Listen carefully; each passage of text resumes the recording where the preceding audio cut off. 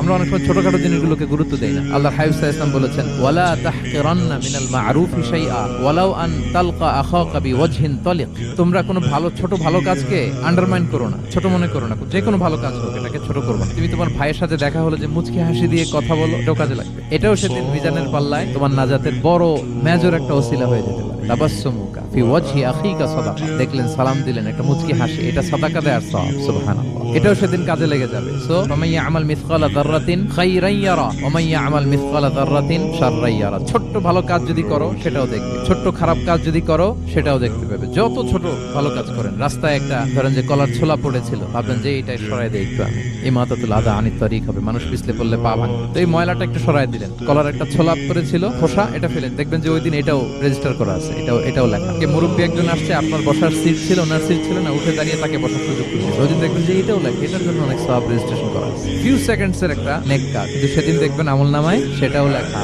কারোর ব্যাপারে, এর ব্যাপারে ওর কাছে যে কান ভারী করছেন, ফেসবুকে একটা বাজে কমেন্ট করে দিয়েছেন, দেখার কেউ নাই, ধরার কেউ নাই, দিলাম একটা গালি, দেখবেন যে ওই দিন সব একেবারে ক্ষুদ্র থেকে ক্ষুদ্রতর অনুপরিমাণ খারাপ কাজ, ভালো কাজ আল্লাহ সুবহানাহু ওয়া তাআলা তিনি সেদিন আমলনামায় সব তুলে রাখবেন।